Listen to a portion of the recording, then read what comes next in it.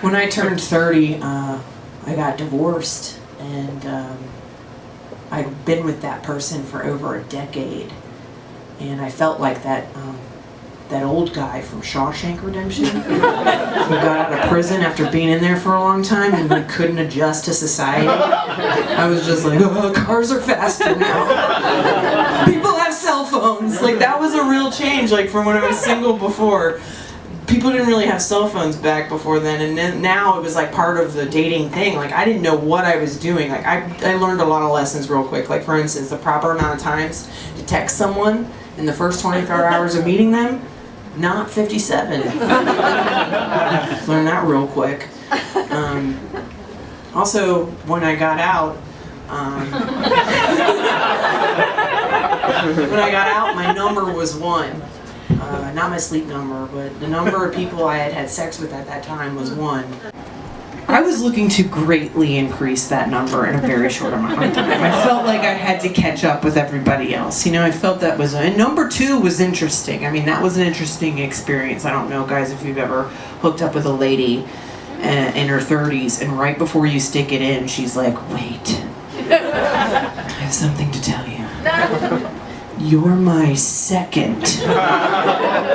Don't be gentle. Rip it up. A lot of pent-up frustration by that time. Very curious. It's very exciting. Number 2 is very exciting if you've waited that long for it. I had seen all of Sex and the City plus the movies. I had read all of Jezebel. I was ready. I knew what was up. I had things to check off my fuck it list. I didn't realize a lot of that stuff is optional. One of the things I thought everyone had done was have a one-night stand with a total stranger that they had just met. I thought that was just something normal that everyone did.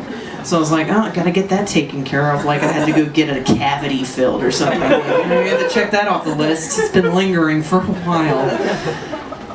So I go to a bar and find a guy I thought was pretty cute. I'm not gonna lie. I was hitting on him pretty hard. And by that I mean I just stood next to him until the end of the night. And we went back to his place, and this is gonna sound graphic, but we were full on doing it.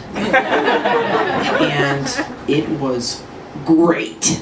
Not only because of the stranger danger, but because of the age difference. He was in his early 20s, I was in my early 30s. Ladies, have you ever had that matchup? Holy shit.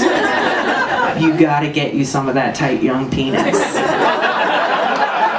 Burn down your life if you have to.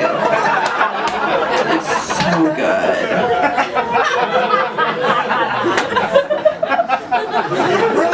I didn't feel like a cougar at this point, but more like a she-wolf, and I was like, we should take this to the moon. Like, this is going so well. I just thought, gosh, we just need to really just amp this up and get even sexier. So I decided to put in a request. And I said, why don't you be a little rough? Oh, yes. Thinking that he was going to delicately press one of my wrists into the soft pillow. And then maybe press my shoulder blades into the pillow top.